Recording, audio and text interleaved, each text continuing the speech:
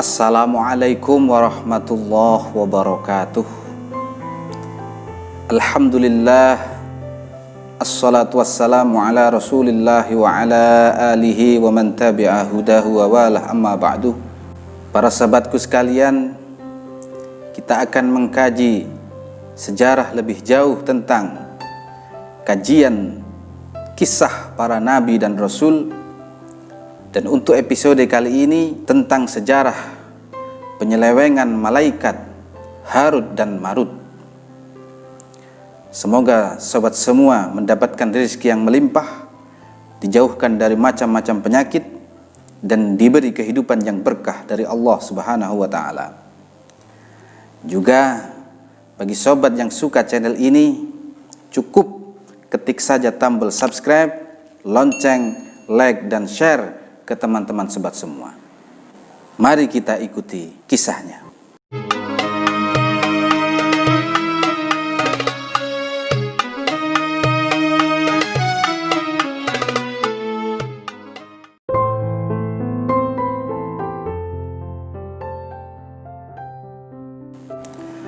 Menurut Wahab bin Munabbih, Nabi Idris ketika diangkat ke langit itu berumur 365 tahun.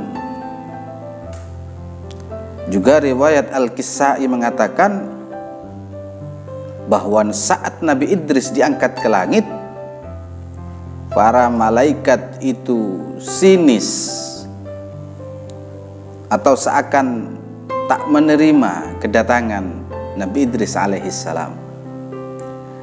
Karena memang Nabi Idris diberikan kebebasan keluar masuk surga, pergi kemana saja di langit atau di alam malakut, yaitu alam yang dikuasai para malaikat. Lah, para malaikat itu protes kepada Allah. Wahai Rabb, wahai Tuhanku, sepertinya tak pantas rasanya ada seorang hamba yang banyak salahnya. Maksudnya Nabi Idris mempunyai derajat yang sama seperti derajatnya para malaikat muqarrabin.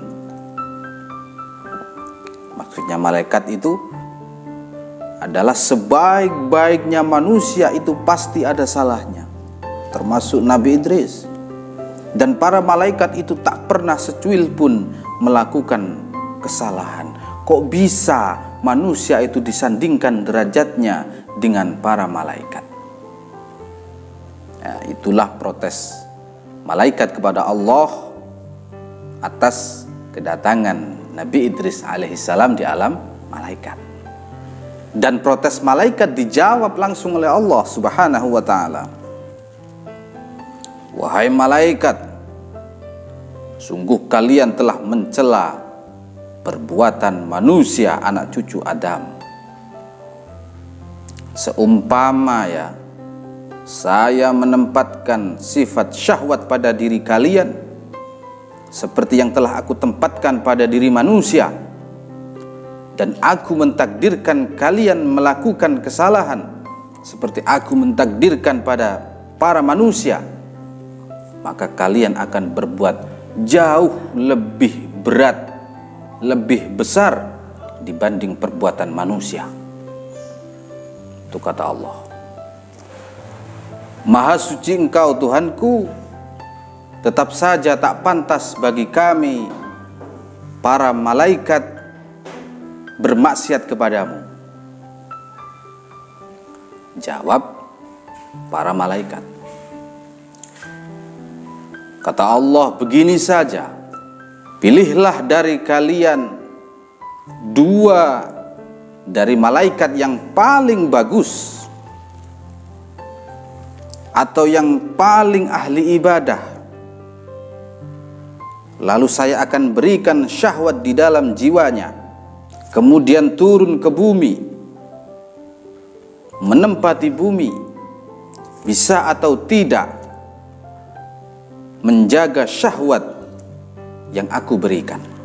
Kemudian para malaikat memilih di antara mereka 2 malaikat yang ahli ibadah. yang paling saleh. Mereka berdua bernama Harut dan Marut. Lalu Allah Subhanahu wa ta'ala menempatkan syahwat di keduanya dan menurunkan mereka berdua ke bumi.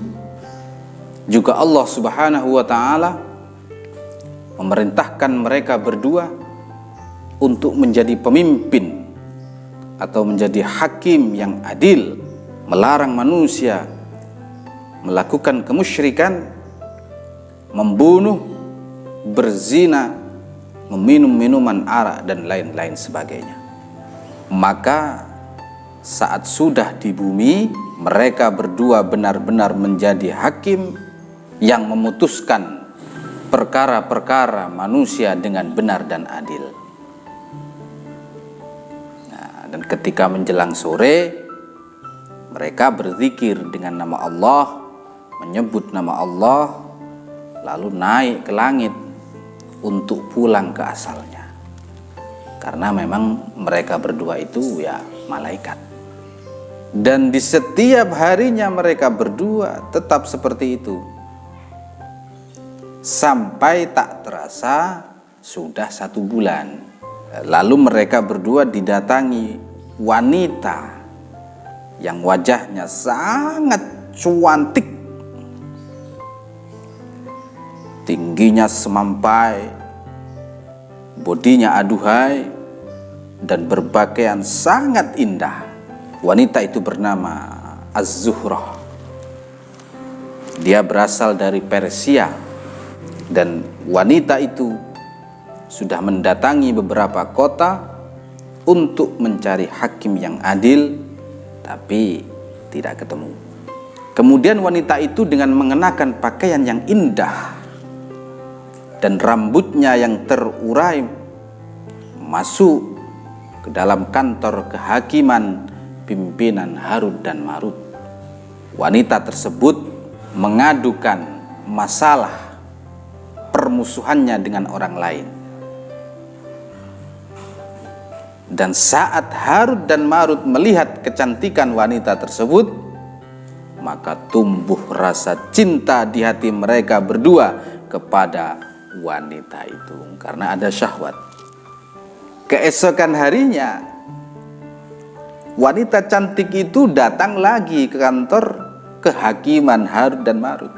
Dan ketika wanita itu sudah berada di hadapannya, bukannya Harut dan Marut membicarakan tentang masalah permusuhan wanita tersebut, malah mereka berdua membicarakan tentang kecantikannya, tubuhnya, kulitnya, dan lain-lain.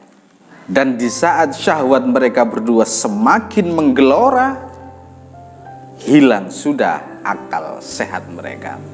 Dan pada akhirnya Harut dan Marut menggoda wanita itu supaya mau, dalam tanda kutip ya, disetubuhinya lah. Maaf agak saru sedikit. Dan wanita itu langsung menolak dan pergi dari situ.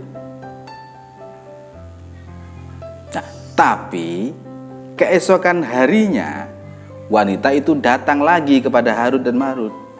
Tak disia-siakan, mereka berdua, Harut dan Marut, kembali merayu wanita tersebut.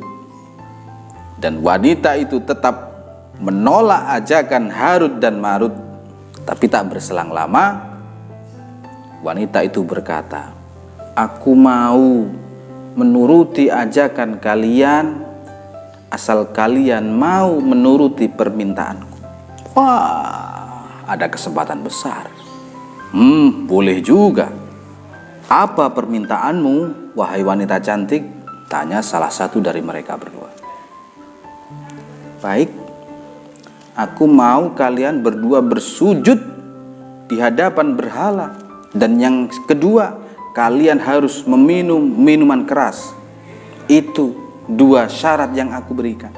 Wah, syaratnya harus berdosa dulu kepada Allah Subhanahu wa ta'ala. Syaratnya harus melakukan dosa besar. Kemudian Salah satu dari mereka berdua berkata pada wanita itu, apakah tidak ada syarat lainnya, Mbak? Sungguh Allah Subhanahu wa Ta'ala melarang kami untuk melakukan hal tersebut. Itu dosa yang sangat-sangat besar. Dan pada akhirnya tidak ada kesepakatan antara Harut dan Marut sama wanita itu. Lalu wanita itu pulang dari tempatnya Harut dan Marut. Nah, dan berhubung mereka berdua tak kuat menahan hasrat ingin menganu wanita itu, maka kemudian Harut dan Marut nekat ke rumah wanita itu. Dan setelah tiba di rumahnya, lalu mereka berdua mengetuk pintu rumah wanita itu. Lalu wanita itu membukakan pintu dan mempersilahkan mereka berdua masuk. Tak lama kemudian wanita itu menyuguhkan makanan, dan setelah Harut dan Marut makan, Harut dan Marut kembali menggoda wanita itu.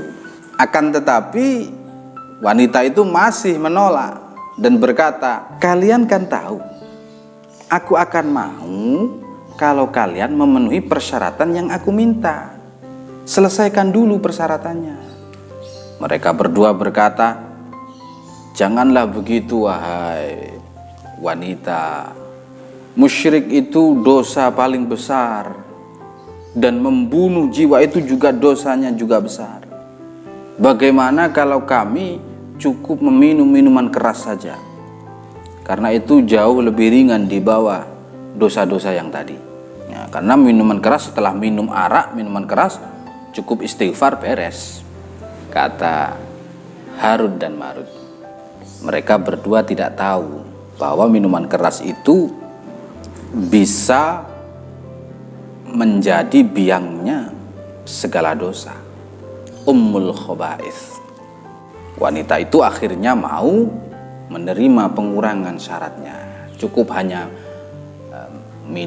meminum arak, lalu boleh apa-apain. Lalu Harut dan Marut benar-benar meminum arak sebagai syarat supaya bisa ngapa-ngapain sama wanita itu. Nah, kemudian setelah mereka mabuk, akhirnya mereka benar-benar berzina dengan wanita itu. Dan tiba-tiba saja ada seseorang yang memergoki perzinahan mereka. Tak mau kejadian itu terbongkar, Harut dan Marut langsung membunuh orang yang memergokinya. Dan tak lama setelah itu, malaikat Harut dan Marut merasakan frustasi atau depresi. Kok bisa-bisanya malaikat yang suci melakukan dosa kesalahan yang sangat fatal, sangat besar.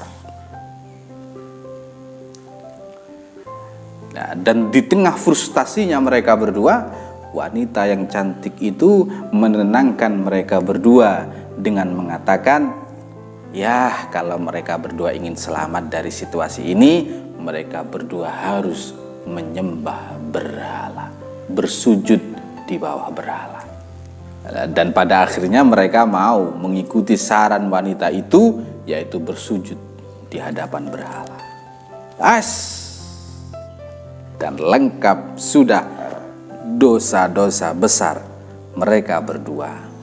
Maka kejadian tersebut menjadi kisah kelam penyelewengan malaikat Harut dan Marut di zaman Nabi Idris alaihi salam.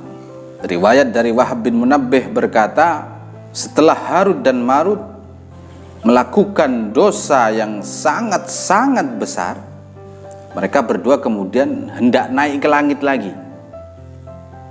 Dengan mengepakkan sayapnya menyebut nama Allah. Namun sayangnya mereka berdua sudah tak mampu lagi naik. Kekuatan mereka diambil oleh Allah karena dosa-dosa itu. Dan di saat itu ada seseorang yang turun dari langit Dan ternyata itu Nabi Idris alaihi salam. Dan kemudian Harut dan Marut menghampiri Nabi Idris. Mereka berdua menceritakan kepada Nabi Idris kisah awal mula pertama kalinya bisa ke bumi, sampai dosa-dosa besar yang mereka berdua lakukan.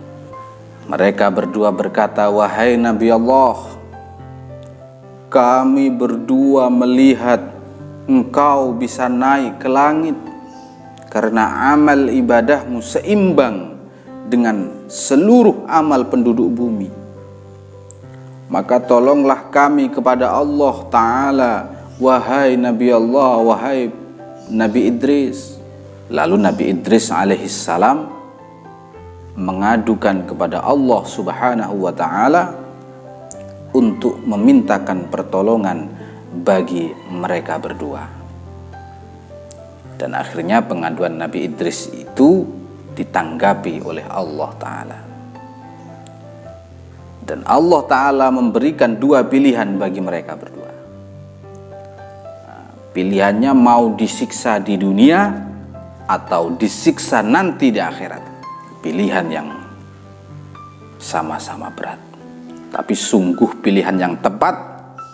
Harut dan Marut memilih siksaan di dunia. Mereka berdua lalu disiksa di Bukit Babel atau wilayah pusat dulu kekaisaran kerajaan Babilonia. Itu di daerah 80 km di selatan kota Baghdad, Irak. Di wilayah itu Harut dan Marut disiksa. Mereka berdua itu dimasukkan ke dalam sumur, digantung dengan rambutnya dengan posisi terbalik kepalanya di bawah, dan di lehernya terbelenggu rantai besi. Mereka berdua disiksa dengan dibiarkan dalam kehausan, sebab antara mulutnya dan air sumur itu hanya berjarak sekitar 1 jengkal jari. Matanya melotot dan wajahnya hitam. Dan siksaan itu berlangsung sampai hari kiamat. Na'udzubillah summa na'udzubillah. Diriwayatkan bahwa ada seseorang lelaki yang mendalami ilmu sihir masuk ke dalam sumur tempat Harut dan Marut terbelenggu atau tersiksa. Lelaki itu terkejut ketika melihat mereka berdua, Harut dan Marut. Sontak berkata, "Asyhadu an la ilaha illallah wa asyhadu anna Muhammadar Rasulullah." Dan saat Harut dan Marut mendengar syahadat lelaki itu, Harut dan Marut bertanya, "Hei Pak, kamu itu dari golongan umatnya siapa?" Dengan gemetar lelaki itu menjawab, "Saya itu umatnya Muhammad." "Apakah Muhammad yang diutus jadi nabi?" "Iya, betul," jawab lelaki itu dengan masih gemetar. Alhamdulillah, mereka berdua memperlihatkan kegembiraannya. Gembira sekali. Mereka sudah berlalu dan pada waktu itu sudah berada di zamannya Nabi Muhammad SAW. Kata mereka, akhirnya kita sudah berada di zaman umat Nabi terakhir, dan sebentar lagi kiamat dan kita akan bebas. Itu kata Harut dan Marut. Selesai. Wallahu a'lamu bishawab. Demikianlah sahabatku sekalian, kajian kisah para nabi dan rasul, episode kisah penyelewengan malaikat Harut dan Marut. Semoga kita mendapatkan hikmah dari kisah tersebut. Wassalamualaikum warahmatullahi wabarakatuh.